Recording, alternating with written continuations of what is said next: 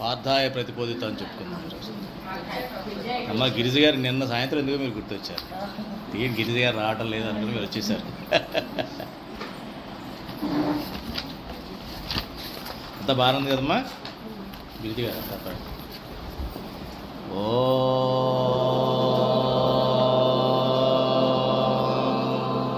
పార్థాయ ప్రతిబోధిత భగవతా నారాయణేన స్వయం వ్యాసేన గదితాం పురాణమునినా మధ్యే మహాభారతం అద్వైతామృతవర్షిణీం భగవతీం అష్టాదశాధ్యాయినీం అంబా త్వామనుసంధామి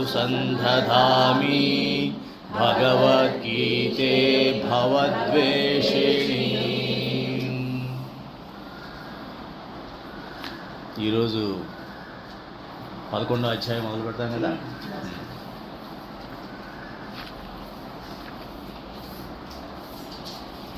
పదవ అధ్యాయం వరకు వచ్చేసాం. 11 కూడా విశ్వరూప దర్శనం.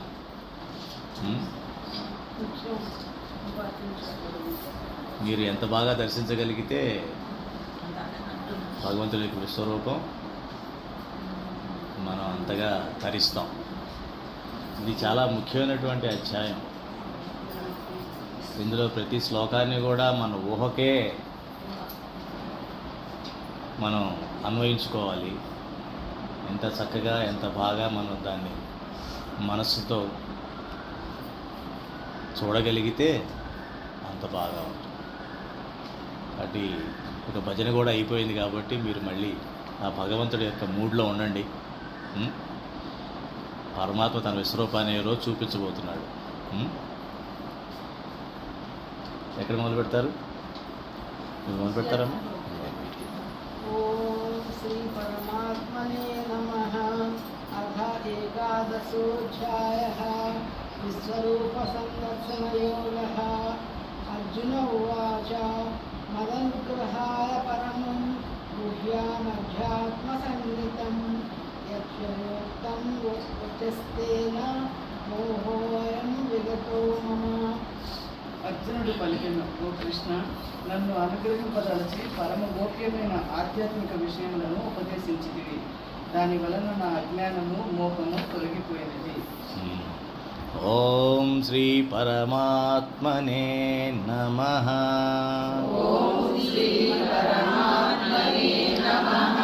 అథ ఏకాదశోऽధ్యాయः విశ్వరూపదర్శనయోగः. అర్జున ఉవాచ మదనుగ్రహాయ పరమం గుహ్యమధ్యాత్మసంహితం యత్వయోక్తం వచస్తేన మోహోయం విగతో మమ. పరమాత్మ విభూతులు చూసిన తర్వాత అర్జునుడి యొక్క శరణాగతి తారాస్థాయికి చేరుకున్నట్టు లెక్క. తనని పూర్తిగా విశ్వసిస్తూ ఆయన విభూతులను ఆయన అనుభూతి చెందుతూ ఇంకా అడుగుతున్నాడు. ఏమడుగుతున్నాడు? నాకు ఇప్పటివరకు చాలా గోప్యమైనటువంటి రహస్యాలు చెప్పావు. ఏం రహస్యాలు అవి? ఆధ్యాత్మిక రహస్యాలు. ఆధ్యాత్మిక రహస్యాలు ఆత్మ ద్వారానే తెలుస్తాయి. మనకున్నటువంటి పరిమితమైన ఇంద్రియాల ద్వారా అవి తెలిసే అవకాశం లేదు.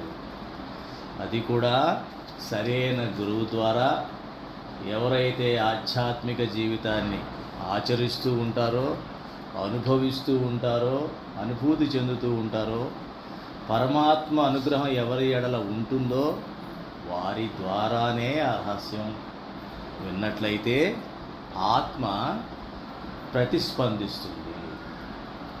సో ఎప్పుడైతే ఆత్మ ప్రతిస్పందిస్తుందో అప్పుడు మాత్రమే ఈ రహస్యం అవగతమవుతుంది తప్ప ఏదో 4 శ్లోకాలు చదివేశాను, నేను పూజ చేశాను, దండం పెట్టుకున్నానంటే ఈ రహస్యం అర్థమయ్యే అవకాశం లేదు. అందులోను ఇంకో విషయం చెప్తున్నాడు, అస్సలైన విషయం. ఈ రహస్యం అర్థం కాకపోవడానికి ప్రతిబంధకం ఏంటన్నమాట? మోహం. ఇప్పటికీ నా మోహం తొలగింది స్వామి. దేని మీద మోహం? ఇంద్రియాల విషయాలపైన, లోకం పైన, స్వజనం పైన, మాయ పైన. ఏదైతే ఇప్పటి వరకు చాలా కష్టపడిపోతున్నానండి, జీవితంలో ఎన్నో చేశానని చెప్పుకుంటూ వస్తున్నామో వాటన్నిటిపైన కూడా మోహం తొలగిపోయింది. తొలగిపోయి ఆ రహస్యం నాకు అవగతమైంది. ఏ రకంగా? నా జన్మ నాకు పాత జన్మలు తెలియవు, నేను అనాదిగా ఉన్నవాడిని, ఇప్పుడు పుట్టి నీటి బుడగలాగా పుట్టిపోయేవాడిని కాదు. నీవు పరమాత్మవి, నీ జన్మ నీ కర్మ కూడా పవిత్రమైనవి, దివ్యమైనవి. నా జన్మ గురించి కూడా నీకు తెలుసు, నాకు తెలియదు కానీ నీకు నా జన్మల గురించి తెలుసు. నా పాత జన్మలు, భవిష్యత్కాల జన్మలు కూడా నీకు తెలుసు. అట్లాగే పరమాత్మ ఎక్కడెక్కడ ఎలా దర్శించాలి, ఈ ఆత్మ అన్నదాన్ని ఏ రకంగా నిశ్చయాత్మక బుద్ధితో ఆత్మలో స్థితమై ఉండాలి. ఆ నిశ్చయాత్మక బుద్ధి తెచ్చుకోవాలంటే నేను ఏమి చెయ్యాలి, ఈ యొక్క మాయని ఏ రకంగా నేను అధిగమించాలి, సాధన ఏ రకంగా చేయాలి, పరమాత్మనికి ఎక్కడెక్కడ దర్శించాలి, ఎలా దర్శించాలి, ఎలా అనుభూతి చెందాలి అని రహస్యాలన్నీ నాకు చెప్పావు. ఇవన్నీ ఆత్మ ద్వారా మాత్రమే అవగతమైన విషయం తెలిసింది. ఆ ఆత్మ ద్వారా నేను తెలుసుకోవాలంటే ముందు నాలో మోహం అన్నది పోవాలి. ఈ మోహం అన్నది మాయకి సంబంధించినటువంటి మాయామోహం అంటాం కదా మనం. మోహం ఏమంటాం? మాయామోహం. మాయకు లోబడినటువంటి ఆత్మ అది మోహితమైనటువంటి మసిబారినటువంటి ఆత్మగా అయిపోయి మనకి ఆ రహస్యం అవగతం కాదు. ఆ ఆధ్యాత్మిక రహస్యాలు ఇప్పుడు నాకు చెప్పావు, చాలా సంతోషం. ఇప్పటికీ నాలో ఉన్న మోహం తొలగి పోయింది అని ఇంకా అడుగుతున్నాడు. श्रुतो विस्तरसो मया तत्र कमलभद्राक्ष महाक्षमपरिचाव्ययम् ఓ కమలాక్ష, ఓ కృష్ణ, సమస్త ప్రాణుల ఉత్పత్తి ప్రళయములను ముంచి సవిస్తరముగా వింటివి. అట్లే శాశ్వతమైన నీ మహిమలను ముంచి వింటివి. భవాప్యయౌ హి భూతానాం శ్రుతౌ విస్తరసో మయా త్వత్తః కమలపత్రాక్ష మాహాత్మ్యం అపి చ వ్యయం. ఏం చెప్తున్నాడు ఇందాక? నా మోహం అంటే నా అజ్ఞానం పోయింది అని అర్థం. మోహాన్ని మనం ఇంకో రకాలు అర్థం చేసుకోవచ్చు. నాలో ఉన్న అజ్ఞానం పోయింది అంటే ఏదైతే ఇంద్రియాలు అంతఃకరణ ద్వారా ఏదైతే నేను లోకంలో వ్యవహరిస్తూ ఇదే జ్ఞానం అనుకుంటూ నేను సంచరిస్తూ ఉన్నానో అది అజ్ఞానం అన్న సంగతి నాకు తెలిసింది. ఆ అజ్ఞానం తొలగిపోయింది. ఇప్పుడు తొలగిపోయినప్పుడు నాకు 2 విషయాలు అయితే బాగానే అర్థమయ్యాయి. అంటే జ్ఞానంలో ఈ 2 విషయాలు అన్నమాట. అజ్ఞానం తొలగిపోయింది అంటున్నా, బాగానే ఉంది. మరి ఎటువంటి జ్ఞానం తెచ్చుకున్నాను నేను? ఈ యొక్క సమస్త సృష్టి ఏదైతే నా యొక్క ఇంద్రియాలకు అవగతం అవుతున్నాయో, గోచరం అవుతున్నాయో, ఈ సమస్త సృష్టి స్థితి ప్రళయం, సృష్టి స్థితి ప్రళయం, ఆ విషయాలన్నీ నాకు అర్థమయ్యాయి. అట్లాగే నీ శాశ్వతమైన మహిమల గురించి కూడా నాకు అర్థమైంది. అది ముఖ్యం. అందరికీ జ్ఞానం ఉంటుంది కానీ మహిమ ఉండదు. అందరికీ జ్ఞానం ఉంటుంది. ఉదాహరణకి పిల్లలకి తల్లిదండ్రుల మీద జ్ఞానం ఉంటుంది. మా నాన్న, మా అమ్మ. తల్లిదండ్రులకి పిల్లల మీద జ్ఞానం ఉంటుంది. వీడు నా కొడుకు, ఇది నా కూతురు. మహిమ లేదు అక్కడ. మహిమ ఉందా? మహిమ అంటే ఒక రకమైనటువంటి భక్తితో కూడినటువంటి ప్రేమ, భక్తి భావంతో కూడినటువంటి ప్రేమ, ఆప్యాయత అంటాం కదా మనం. ఆ రెండూ లేవు. అది మోహం. జ్ఞానం ఉంది, మోహం ఉంది. మోహం అంటే ఏంటి? నాది అనే స్వార్థంతో కూడినటువంటి మోహం. అంటే ఏంటి?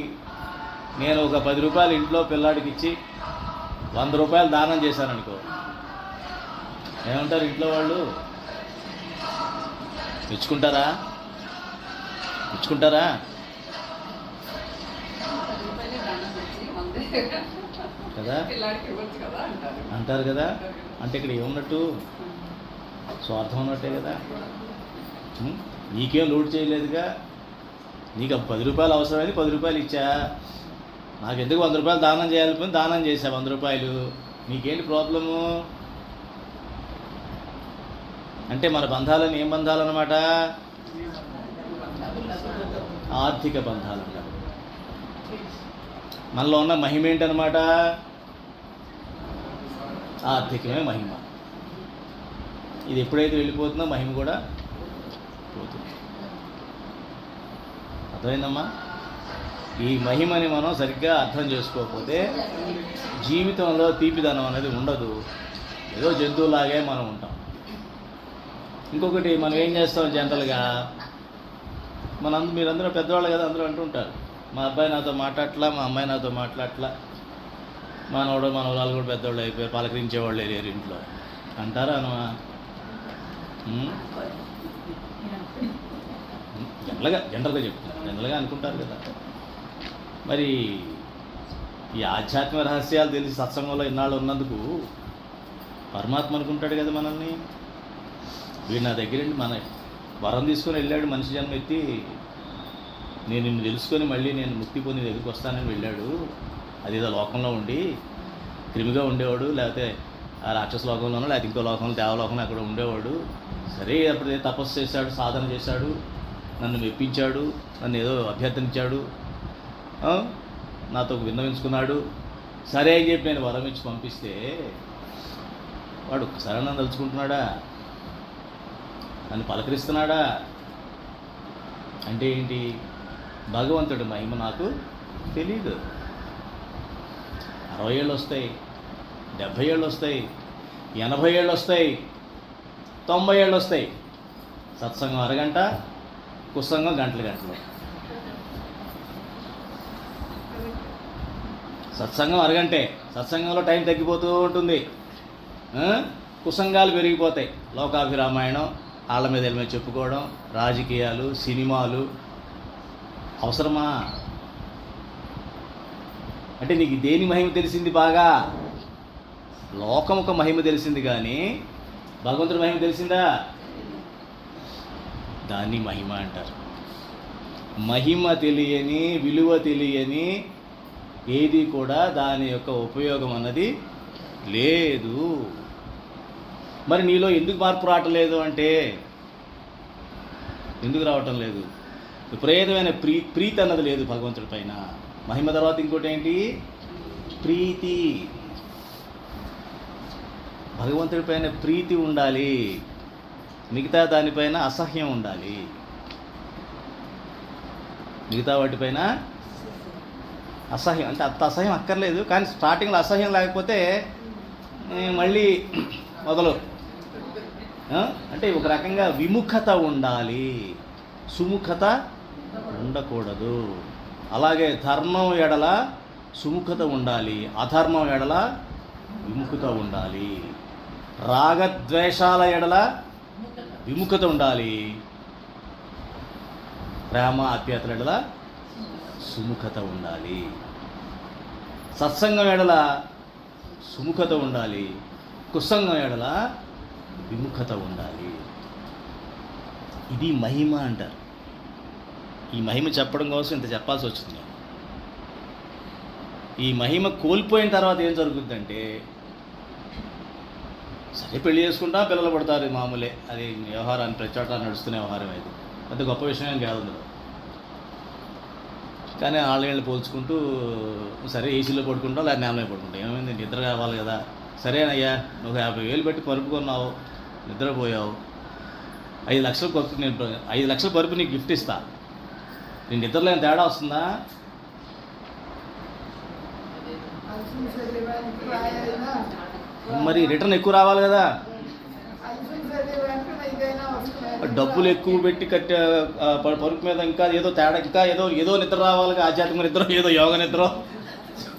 విష్ణుమూర్తికి శాశ్వతైన పడుకొని వచ్చి యోగ నిద్ర ఉంటుందే, అట్లాంటి యోగ నిద్ర అని వస్తుందా? పోనీ 10 లక్షలు వేసుకుందాం, కొన్ని కోటి రూపాయలు వస్తుందా? అంటే మహిమ అక్కడ ఇందులో ఉంది, నిద్రలో ఉంది, పరుపులో ఉందా? కానీ మన మహిమ ఎక్కడ పెడుతున్నాం? పరుపు మీద.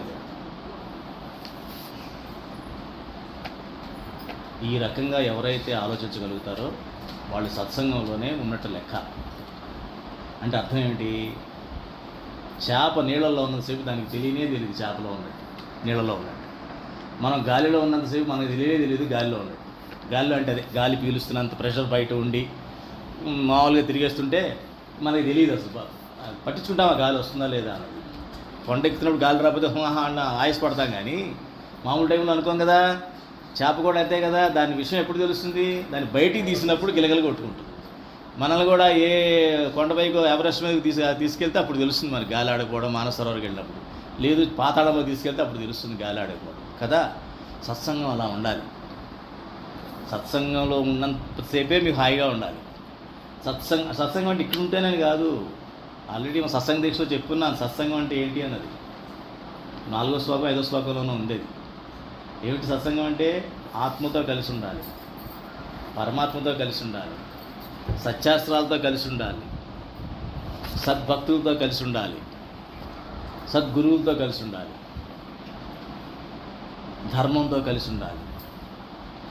మీరు ఇలా ఉండండి, ఎందుకు శాంతి ఉంటుందో నన్ను అడగండి, అప్పుడు చెప్తాను. అప్పుడు మీకు డౌట్ వచ్చినట్లు లెక్క. అప్పుడు వచ్చే డౌట్ కరెక్ట్ డౌట్లు. ఇప్పుడు వచ్చే డౌట్లు ఏంటంటే త్రాసులో వేస్తే లౌకిక ఆహారాలే బాగా బరువుగా ఉంటాయి, ఇది దిగిపోతూ ఉంటుంది. కానీ మీరేమో ఇక్కడేం పెట్టకుండా ఇదేంటి మాస్టర్ గురువు గారికి ఇది దిగిపోతుంది బాగా, ఇది దిగట్లేదు ఏంటండి సత్సంగం, ఇంకా సత్సంగం బరువు ఎక్కట్లేదు ఏంటండి అంటుంటారు అనమాట. నువ్వు బరువు అంతా ఈ పక్కనేసి మహిమ అంత ఇక్కడే మహిమ పెట్టకుండా ఎట్లా అవుతుంది సత్సంగం? వస్తుందా? రాదు. అంటే ఏంటంటే మనకు 60 ఏళ్ళు వచ్చేసాయి, 70 ఏళ్ళు వచ్చాయి, 80 ఏళ్ళు వచ్చాయి. మనం ఏ రకంగా అయితే ఇంట్లో వాళ్ళు మనవరాళ్ళు పలకరించలేదు బాధపడిపోతూ ఉన్నామో, మనిషి జన్మ ఎత్తినందుకు పరమాత్మ కూడా అలా బాధపడుతున్నాడు. అక్కడ వీడికి ఎంత వయసు వచ్చినా అన్నీ ఇచ్చాను. ఇప్పుడు పెళ్ళి ఆడపిల్ల కదా, పెళ్లి కానప్పుడు పెళ్ళి అంటే ఏదో గౌరీ కళ్యాణం చేసింది, పెళ్లి చేసి పంపించా. సరే పిల్లలందరూ పిల్లలు ఇచ్చా, ఈ సరే మనవరం ఇచ్చా, డబ్బులు ఏదో మంచి కరువు లేకుండా చేశా, అరువు లేకుండా చేశా. ఇన్ని చేసినా వయసు పెరుగుతున్నా సరే వీళ్ళకి ఇంకా అర్థం కావటం లేదని బాధపడ్డా. నువ్వు ఇప్పుడు వచ్చిన మనవరాలు పలకరించలేదని బాధపడిపోతూ ఉన్నారే. ఎన్నో జన్మల నుంచి తెలిసినట్టు పరమాత్మ బాధపడ్డా. అది ఆధ్యాత్మిక రహస్యం. అది ఆధ్యాత్మిక రహస్యం. ఎవరైతే దాన్ని తెలుసుకొని అర్జునుడిలాగా ఎవరైతే నాలో మోహం తొలగింది, ఇంత జ్ఞానం తనకు వచ్చిన తర్వాత అన్నాడు ఆ మాట, నాలో మోహం తొలగింది, నా జన్మ రహస్యం తెలిసింది, నేను పరమాత్మతో ఏ రకంగా ఉండాలో అర్థమైంది, కాబట్టి నేను ఇంకా చూడాలనుంది అనిపిస్తుంది.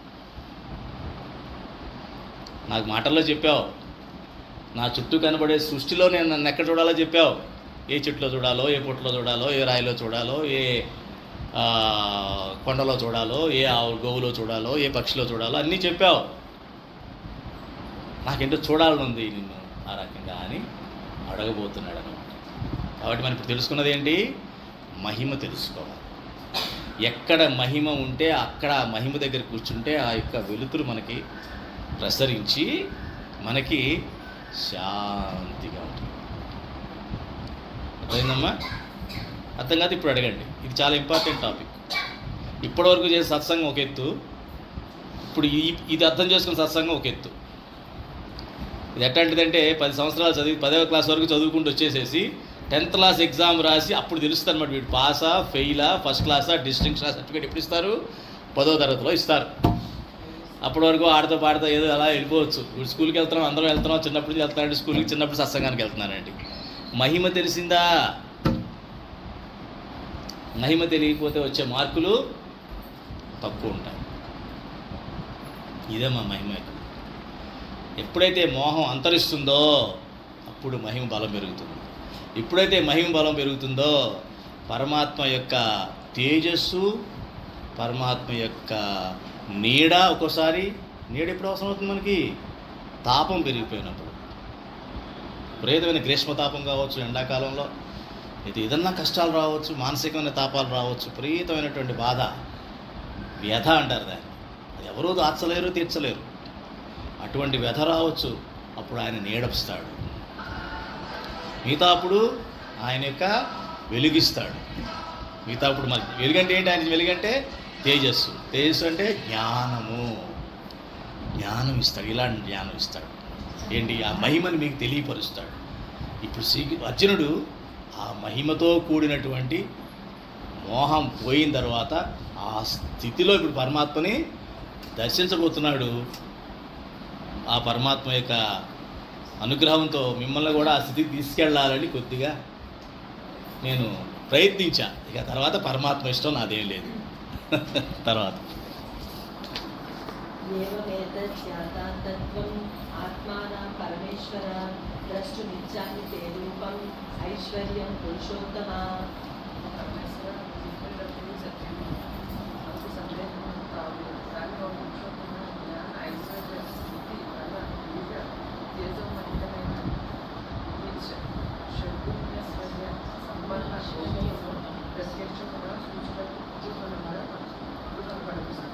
ఆహా, చాలా మంచి శ్లోకం మీరు చదివారు అహల్య గారు.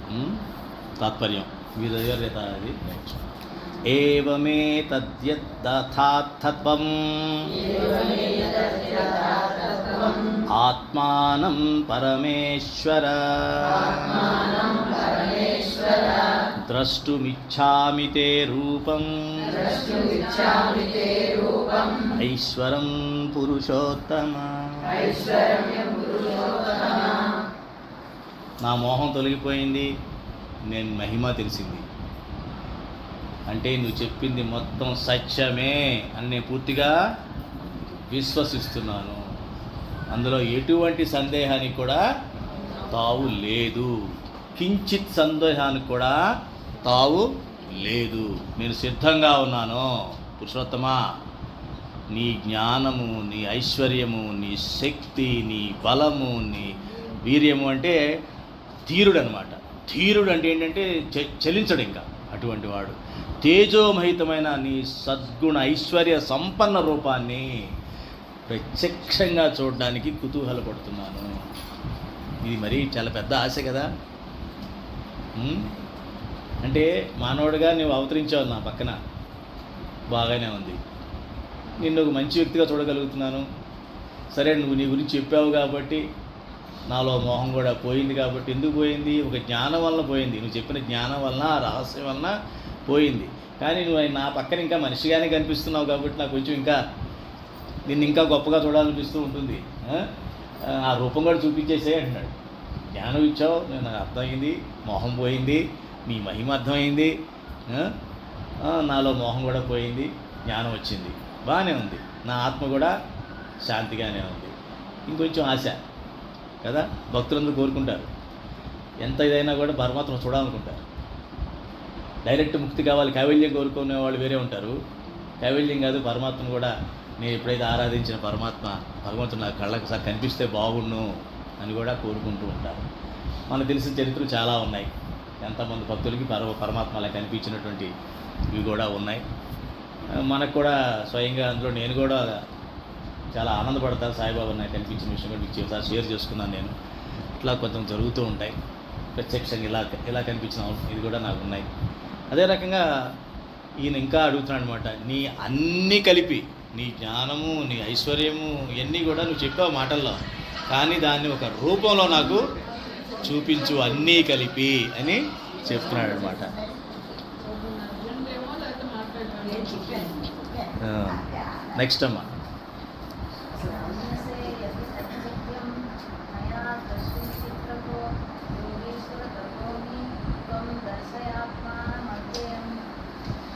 ఇదిగో యోగేశ్వర, ఓ ప్రభు, ఈ దివ్యరూపం చూసేటప్పుడు అరుదుగా నేను భావించినచో శాశ్వతమైన నీ దివ్య స్వరూపము నాకు చూపించును. మన్యసే యది తచ్చక్యం మయా ద్రష్టుమితి ప్రభో యోగేశ్వర తతో మే త్వం దర్శయాత్మానమవ్యయం.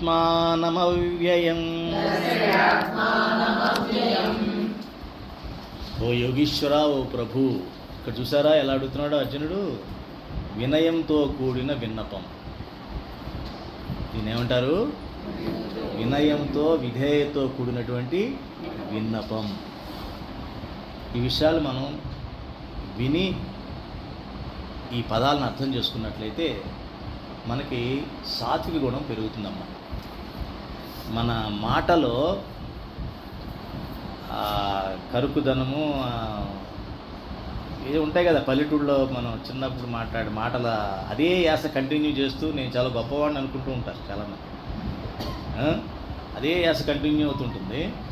అదేదో నేను చాలా గొప్పగా, నేనే వదులుకోలేదు, నేను చాలా గొప్పగా ఉన్నాను, ఇప్పటికీ అలాగే ఉన్నాను అనుకుంటాను. అలాగే ఉంటే ఉపయోగం ఉంది, మారాలి కదా.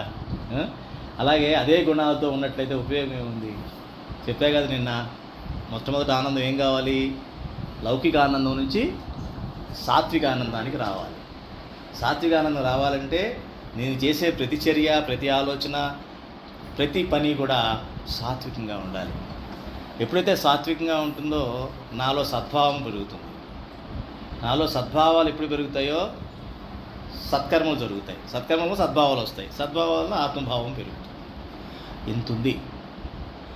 అందుకని కొన్ని పదాలని ఆ వ్యవహరించే తీరుని అర్థం చేసుకోండి. వినయంతో కూడిన, విధేయతో కూడినట్టు విన్నపము అంటే ప్రభు అంటున్నాడు, అంటే యజమాని. ప్రభు అంటే ఏంటి? యజమాని. మనకన్నా పెద్దవాళ్ళు, మనకన్నా మన యజమాని ఎవరన్నా ఉన్నట్లయితే వాళ్ళతో మనం వినయంగా, విధేయతతో విన్నవించుకోవాలి. అంతేగాని ఇష్టం వచ్చినట్టు మాట్లాడేది. అలాగే భగవంతుడు మనందరికీ ప్రభు. భగవంతుడి దగ్గర కూర్చున్నప్పుడు మన ప్రార్థన ఏ రకంగా చేయాలన్నది కూడా మనం తెలుసుకోవాలి. చాలా వినయంగా, చాలా మనస్సుని పుష్పాలుగా చేసి ఆయనకి అర్పించి చక్కగా ఆయనతో మనం విన్నవించుకోవాలి. విన్నపాలు వినవలే వింతలు. ఎట్లా అయింది భక్తి? ఒక భక్తుడి దగ్గర నుంచి ఎట్లా వచ్చినాయి పదాలు? అట్లా అది సత్వగుణానికి పరాకాష్ట. కాబట్టి మన భాషని, మన ఆలోచనని, మన ఆచరణని, మన కర్మలని ఒక కర్తవ్యంగా చేస్తూ ఉంటే సత్వగుణం ఎప్పుడు చెదిరిపోదు. అందుకనే ఎందుకు చెప్తామంటే కుసంగంలోకి వెళ్ళొద్దని ఎందుకంటారంటే ఆ పరిస్థితులకు వెళ్ళంగానే ఈ మనసు లాగేస్తుంది. అక్కడ ఆ మూడు వచ్చేస్తుంది, ఆ భావాలు వచ్చేస్తాయి. అప్పుడు వాళ్ళతో మనం ప్రవర్తించిన తీరు, ఆ భావాలు వచ్చేస్తాయి. ఎప్పుడైతే ఆ భావాలు వచ్చేస్తే నా సత్వగుణం పోతుంది. సత్వగుణం పోయి మనసు వచ్చేస్తుంది కదా ఫీల్డ్లోకి. ఎప్పుడైతే మనసు ఫీల్డ్లోకి వచ్చేస్తుందో రజోగుణాలు, తమో గుణాలు వచ్చేసి నన్ను కిందకి లాగేస్తాయి, విపరీతంగా లాగేస్తాయి అన్నమాట. అందుకని సత్వగుణాన్ని చెప్పేటప్పుడు ఇలాంటి కొన్ని పదాలు అబ్జర్వ్ చేయండి. ప్రభు అంటే యజమాని. అంటే మన గృహస్థాశ్రమంలో జనరల్గా యజమాని అంటే భర్త, పురుషుడు జనరల్గా. ఇప్పుడంటే మేము చెప్తే కూడా ఎవరు వినరని కూడా వేరే విషయం. అసలు సహజంగా మా సాంప్రదాయాలు కూడా చెప్తారు. ముందు సత్సంగ దీక్షలో కూడా వస్తాయి, ఇంట్లో ఎట్లా ఉండాలి అది కూడా.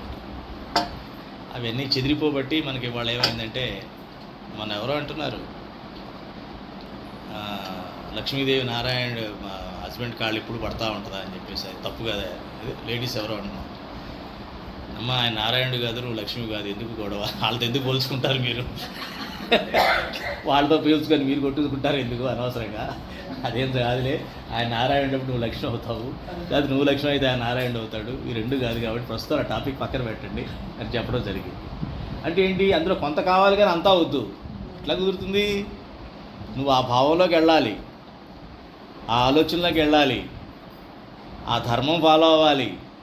ఇవన్నీ జరిగితే నువ్వు ఆ రకంగా ఉంటే అప్పుడు ఇక్కడ ఎక్స్పెక్ట్ చేయొచ్చు. ఇదేం ఎక్స్పెక్ట్ చేయకుండా రాముడికి సీత ఎలా ఉందంటే నువ్వు ముందు రాముడు, ఆవిడ సీత అవుతుంది, అయితే ఆవిడ సీత అయితే రాముడు అవుతాడు. ఇవేమి కాకుండా అందుకే పురాణాలు అలా ఎవరు ఉండలేదు. తర్వాత ఒక స్టేట్మెంట్ ఇచ్చేస్తాడు, అట్లా ఎవరు ఉండలేరండి, పురాణాలండి, ఎవరు రాశారండి అంటాడు. నమస్కారం అయ్యా, అబ్బాయి అమ్మాయి పెళ్ళి పిల్లగా అంటారు, దీని పెద్ద రాయాల్సిన కథలు ఏమంటే, కానీ ప్రతి వాళ్ళకి కథ ఉంటుందా ఉండదా? ఇక్కడున్న ప్రతి వాళ్ళకి ఒక కథ ఉంటుంది, వాళ్ళ జీవితం ఒక కథ కదా. మరి ఇంటి కథలు ఎందుకున్నాయి? జంతువులు కథలు ఉండవు, మనకు ఉంటాయి కదా, అవునా? ఎందుకని మానసిక జంతువులు మనం ఉంటుంది, అది మానసిక జంతువులు మనం. మనసు అనేది ఉంది కాబట్టి దాని ద్వారా మన నానా ఇబ్బందులు, వాసనలు ఉంటాయి, పాత వాసనలు, ఎన్నో జన్మల యొక్క వాసనలు మనలో ఉండి మనం ఆడిస్తూ ఉంటాయి. ఎప్పటి వరకు ఈ ఆధ్యాత్మిక రహస్యం తెలిసేంత వరకును. ఈ ఆధ్యాత్మిక రహస్యం తెలియగానే ఇది సినిమా రా ఊరిని నమ్మేశాను అనుకుంటాం. ఇది సినిమా, తెర మీద ఆడుతున్న సినిమా ఇది. ఈ సినిమా తెర అలాగే ఉంటుంది కానీ సినిమా మారిపోతుంటుంది. నా శరీరం ప్రస్తుతం ఈ సినిమా నడుస్తుంది, ఇది వెళ్ళిపోద్ది, ఇంకో సినిమాలోకి వెళ్ళిపోద్ది మన నా శరీరం, ఆ కథ వేరే ఉంటుంది అని అప్పుడు అర్థమయ్యి కథగానే తీసుకుంటాం. కానీ జీవితాన్ని అందులో మునిగిపోయి స్పాంజిలాగా, అప్పుడు చెప్పా కదా ఉదాహరణ, స్పాంజిలాగా దీనిలో లీనమైపోయి మునిగిపోయి దొర్లేసి అది చేసి ఇచ్చేసి వచ్చి అంటుకుందంటే అంటుకోదేంటి, అందులో మునిగిపోతే అంటుకుందా అంటుకోదా? ఒక సమయంలో అంటించుకోవాలి. ఎప్పుడు యవనంలో ఉన్నప్పుడు, పిల్లల బాధ్యత ఉన్నప్పుడు తప్పదు, అది కర్తవ్యం ఎక్కువ ఉంటాయి, ఇప్పుడు డ్యూటీలు ఎక్కువ ఉంటాయి. ఎందుకంటే వాళ్ళకి పిల్లలకి ఇంకా జ్ఞానం రాదు కాబట్టి ఆ జ్ఞానం వచ్చేంత వరకు మనం పట్టించుకోవడం అర్థం ఉంది. జ్ఞానం వచ్చేసాక కూడా మనం ఏం చేస్తాం, ఎవరి ప్రారంభాన్ని బట్టి బండి నడుస్తూ ఉంటుంది. ఎవరి సెల్ ఫోన్ వాళ్ళకి నడిచినట్టుగా ఇంట్లో నలుగురున్నా 4 సెల్ ఫోన్లు ఉన్నట్టు, అలాగే ఎవరి ప్రారంభం బట్టి వాళ్ళ యొక్క జీవితం నడుస్తూ ఉంటుంది. చూడడం, నమస్కారం పెట్టడం, అంతే. భగవంతుడు నమస్కారం పెట్టడం, వాళ్ళ గురించి మంచిగా ప్రార్థన చేయడం ఏమా. కాబట్టి ఈ ప్రభు అన్నది, యోగేశ్వర అన్నది గుర్తుపెట్టుకొని నీ దివ్య స్వరూపాన్ని నాకు చూపించి నన్ను అర్హుడిగా భావించినచో, నేను అర్హుడినిగా నువ్వు అనుకుంటే చెప్పు. ఇప్పటివరకు నేను మహిమ గురించి మీకు చెప్పా. ఎందుకు చెప్పాను? బయట చెప్తాను, వెళ్ళేది బయట చెప్తాను అందరికీ. సాయంత్రం మళ్ళీ వేరే మీటింగ్ ఉంటుంది మాకు, అక్కడ చెప్తాను. అవి చెప్పను, చెప్పావా అక్కడేమో అర్థమే కాదు కదా, నేను నన్ను పెచ్చోడు చేస్తానండి, పెచ్చోడు అంటారు నన్ను. గొడవ లేదు అనుకో, నాకు ఇబ్బంది లేదు, నేను పట్టించుకోనట్టండి చెప్తున్నా.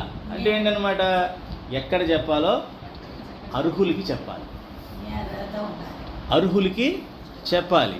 మీరు అర్హులని అనుకుంటున్నాను కాబట్టి చెప్పా, మీరు అర్హులని నేను అనుకుంటున్నాను కాబట్టి నేను దాని గురించి విపులంగా చెప్పాల్సి వచ్చింది. ఎందుకంటే ఇప్పుడు కూడా విపులంగా చెప్పకపోతే అవసరం లేదు, విపులంగా చెప్పకుండా చెప్పాల్సిన అవసరం లేదు. ఏదేదో పైన చెప్పేసి అది నేను నా టైప్ అది కాదు. నేను ఏదన్నా కూడా ఉన్నది ఖచ్చితంగా విపులంగా చెప్తాను. అట్లా ఆ రకంగా ఏమున్నాడు ఈయన, నన్ను అర్హుడిగా నువ్వు భావిస్తే అప్పుడే చెప్పు అని చెప్తాను. ఈ రకంగా మనం విన్నవించుకోవాలి. ఎప్పుడైనా సరే నా అర్హత ఏంటో తెలుసుకోవాలి. నా అర్హతను బట్టి భగవంతుని ప్రార్థించాలి. ఆయన చెప్పిన ఆజ్ఞ ఫాలో అవ్వను, ఆయన చెప్పినటువంటి కర్తవ్యం చేయను, ఆయన చెప్పినటువంటి ఏ విషయము కూడా వింటాను కానీ ఈ చెవితో విని ఈ చెవిలో వదిలేస్తాను. ఈ రూమ్ దాటంగానే సినిమా పాటలు వస్తాయి మైండ్లోకి, లేకపోతే టీవీ ఛానల్ ఏదో కనిపిస్తుంది, లేకపోతే వంట ఛానల్ కనిపిస్తుంది. ఆయన ఒక బ్రాహ్మడు, ఒక ఆయన వంట చేస్తూ ఉంటాడు. ఆయన వంట బ్రాహ్మడుగా ఉండిపోయాడు, బ్రాహ్మడే పుట్టి కూడా. బ్రాహ్మడే పుట్టిన తర్వాత ఏ స్థాయికి వెళ్ళాలి, ఈ స్థాయికి రావాలి. కానీ వంటలు చేస్తూ వీడియో చూపిస్తాడు. ఆయన 70 ఏళ్ళు, 80 ఏళ్ళు, 60 ఏళ్ళు ఉంటాయి. అవి ఎవరో అంత అదే అది చూసారంటే ఆ పేరు చెప్పేశారు మీరు. అంటే ఏంటనమాట, అది జనరల్గా అది మనసులోకి వచ్చేస్తుంది. వంట బ్రాహ్మడిగా ఉంటాడు, మనం ఎంటర్టైన్ చేస్తున్నాడు. చెప్తున్నా అంటే మనం ఏ రకంగా పతనం అయిపోతారో చెప్తున్నానమ్మా, ఏ రకంగా మనం పతనం అయిపోతామో చెప్తున్నాను. అంటే అన్ని రకాలుగా మన అర్హత ఉన్నా కూడా, ఏ అర్హత, ఆయన ద్విజుడిగా ఉండే అర్హత ఉంది, అన్ని అర్హతలు ఉన్నాయి. కానీ దాన్ని ఇలాగ మంచిగా కళగా వాడుకొని దీన్ని కనుక సత్సంగంగా చేసుకున్నట్లయితే ఆయన జన్మకు సార్థకత 10 మందికి ఉపయోగపడతాయి. అర్హత అర్హత అన్నదాన్ని మనం నిర్ణయించుకోవాల్సి వస్తుంది. అందుకే చెప్తున్నాడు అనమాట ఇక్కడ. దానికోసం చెప్పా. అర్హత నువ్వు నిర్ణయించు అంటున్నాడు. నా అర్హతను బట్టి గ్రహించి నువ్వు నాకు, ఎందుకంటే మామూలు విషయం అడగలా, చాలా ఇది చూపించడం ఎవరి వల్ల కాదు. తల్లికి చూపించాడు యశోద, కొద్దిగా బ్రహ్మాండాలు చూపించాడు ఆవిడికి. తర్వాత శ్రీకృష్ణ రాయబారంలో కూడా కొంత చూపించాడు. ఇప్పుడు వీడిగా అర్జునుడు చూపించాలంటే చాలా గ్రాండ్గా చూపించాలి. నెక్స్ట్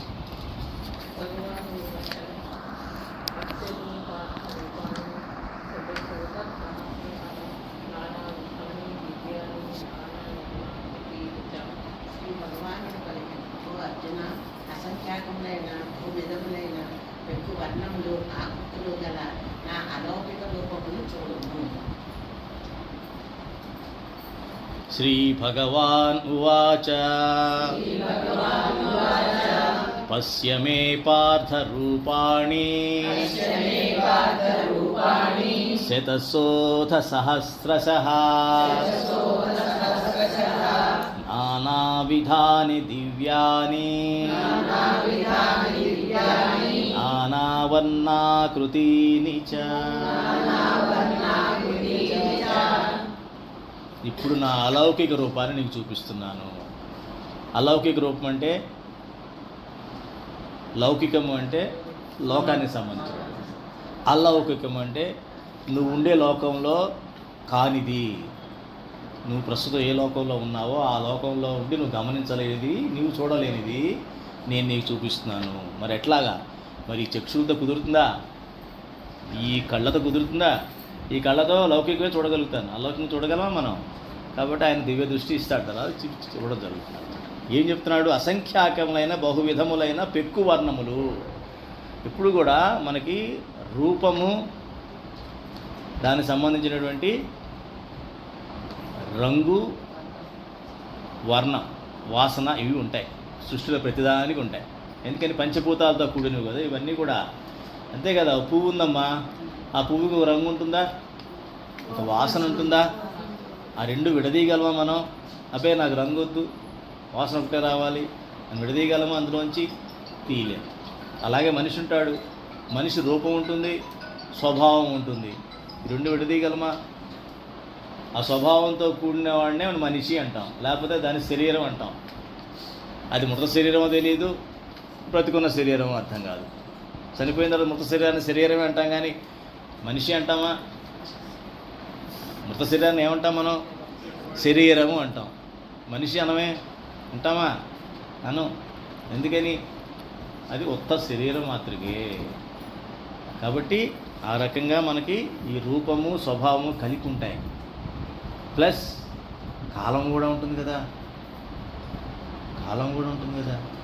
ఎందుకని? నేను 30 ఏళ్ల క్రితం ఇలా లేను, మీరు ఇలా లేరు. ఇంకా 40 ఏళ్ల క్రితం వెళ్తే ఇంకా ఇంకో రకంగా ఉన్నారు, ఓ 50 ఏళ్ల క్రితంకి వెళ్తే ఇంకోలా ఉన్నారు. అంటే కాల ప్రకారం కూడా రూపం మారిపోతుంది. స్వభావం మారకపోవచ్చు కానీ రూపం అయితే అదే కదా ప్రాబ్లం. స్వభావం మారితే కదా ప్రాబ్లమ్స్ అన్నీ. అది కూడా మారుతుంటే అన్ని సమస్యలు ఉండవు జీవితంలో, కానీ అది మట్టుకు మారవండి, అంతేనండి అంటాం. కొంత అది బలవంతంగా ఇక తప్పదు, ఎవరు వాళ్ళు పట్టించుకోవట్లేదు. ఏమో అడ్జస్ట్మెంట్, అది తప్పక మారే పరిస్థితులకు అనుగుణంగా స్వభావం మారిందండి. అది లాభం లేదు. స్వాభావికంగా మారాలి. నాలో నాకు సంకల్ప సహితంగా అది మారాలి. మీరు ఎలాగైతే సంకల్పం తీసుకొని సత్సంగానికి వచ్చాయి, కానీ స్వభావరీత్యా వచ్చారా?